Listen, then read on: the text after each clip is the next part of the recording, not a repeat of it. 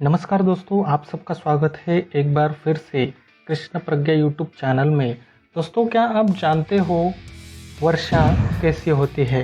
वर्षा और यज्ञ का क्या संबंध है? दोस्तों, क्या आप जानते हो मनुष्य के जीवन का आधार पानी क्यों है? दोस्तों, ये अगर आपको जानना है, जो कि बहुत ही महत्वपूर्ण प्रश्न है, तो आपको भगवद गीता का 3 अध्याय में से श्लोक संख्या 14 जानना बहुत ही ज़रूरी है। चलिए देखते हैं क्या है वो श्लोक।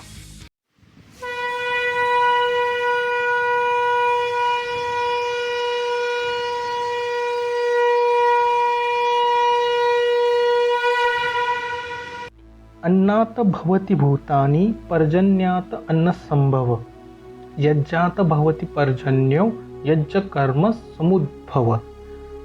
अन्नात् भवति भूतानि पर्जन्यात् अन्न संभव, यज्जात भवति पर्जन्यो यज्ज कर्म समुद्भव। चलिए दोस्तों, देखते हैं श्लोक का संधि विच्छेद और उसका हिंदी अर्थ क्या है। हमारे श्लोक की पहली लाइन है अन्नात भवति भूतानि पर्जन्यात अन्न संभव। इसका संधि विच्छेद करते हैं। अन्नात भवति का संधि विच्छेद कैसे होगा? अन्नात धन भवति, भूतानि यहाँ पे संधि नहीं हो रही है। पर्जन्यात अन्न संभव, इसका संधि विच्छेद कैसे होगा? पर्जन्यात धन अन्न धन संभव। हिंदी अर्थ देखते हैं। अन्नात भवति का हिंदी अर्थ होता है अन्न से उत्पन्न होता है। भूतानि शरीर, जीव, प्राणी भी बोल सकते हैं। पर्जन्यात अन्न संभव, वर्षा से अन्न उत्पन्न होता है। श्लोक की दूसरी लाइन देखते हैं। यज्जात भवति पर्जन्यो यज्ज कर्म समुद्भव। संधि विच्छेद करते हैं। यज्जात भवति, यज्जात धन भवति, पर्जन्यो यज्ज जैसे है वैसे ही आएगा, यहाँ पे संधि नहीं हो रही है।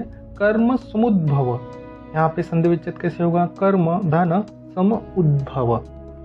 हिंदी अर्थ देखते हैं। यज्जात भवति का अर्थ होता है यज्ञ से संपन्न होती है, पर्जन्यो वर्षा अथवा बारिश।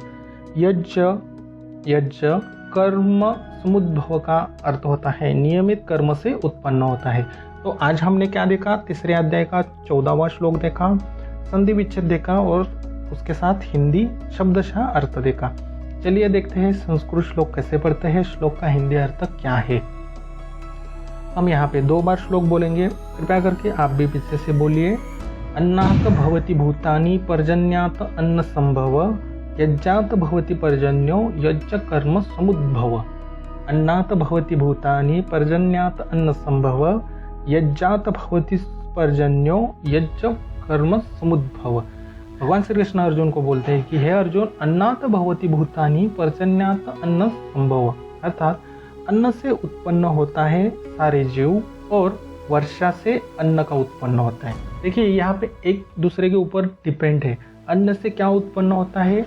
शरीर, और वर्षा से अन्न, यानी कि हमें बहुत महत्वपूर्ण क्या है? अन्न है, और अन्न के लिए महत्वपूर्ण क्या है? वर्षा है। बाद में क्या बोलते हैं? यज्जात भवति पर्जन्यो यज्जः कर्म समुद्भव, अर्थात यज्ञ संपन्न से होती है क्या? वर्षा। यज्जः कर्म समुद्भव, अर्थात यज्ञ नियमित कर्म से उत्पन्न होता है। भगवान श्री कृष्ण अर्जुन को क्या बोलते हैं? एक लाइन में देखते हैं, सारे प्राणी अन्न पर आश्रित है जो वर्षा से उत्पन्न है। वर्षा यज्ञ संपन्न करने से होती है और यज्ञ नियमित कर्म से उत्पन्न होता है। ठीक है, यही है इस श्लोक का अर्थ। श्लोक कैसे याद रखें? With visualization. किसी भी श्लोक को याद रखना है तो विजुअलाइजेशन करते हैं। कृपया 5 ज्ञानेंद्रियों का युद्ध जरूर करना। और कुरुक्षेत्र की युद्ध भूमि पर आप है भगवान श्री कृष्ण के सामने। भगवान श्री कृष्ण को आपने कुछ प्रश्न पूछे थे कि मानव जीवन का आधार पानी क्यों है, वर्षा हमें क्यों महत्वपूर्ण होती है, और यज्ञ के क्या लाभ होते हैं। ऐसे बहुत सारे प्रश्न हैं।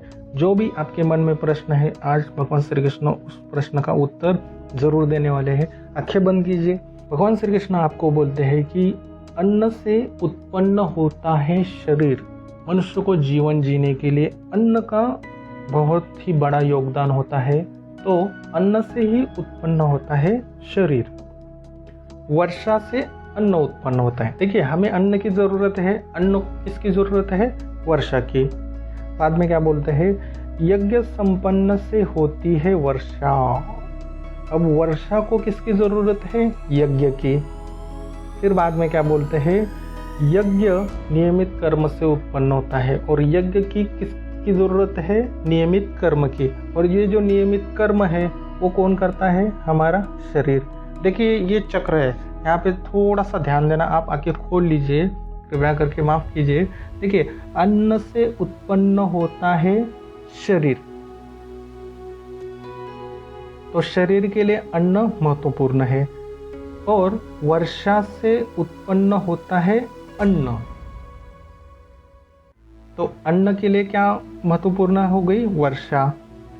और यज्ञ से संपन्न होती है वर्षा, तो वर्षा के लिए महत्वपूर्ण क्या है? यज्ञ। और यज्ञ नियमित कर्म से उत्पन्न होता है, तो यज्ञ के लिए महत्वपूर्ण क्या है? कर्म। और कर्म किसके द्वारा होंगे? हमारे शरीर के। देखिए ये जो है ये चक्र है, ठीक है। अब थोड़ा सा आप आंखें बंद कीजिए, माफ कीजिए विजुअलाइजेशन के माध्यम, लेकिन ये समझाना आपके लिए बहुत ही ज़रूरी है कि अन्न से उत्पन्न होता है शरीर, वर्षा से उत्पन्न होता है अन्न, यज्ञ से संपन्न होती है वर्षा, यज्ञ नियमित कर्म से उत्पन्न होता है।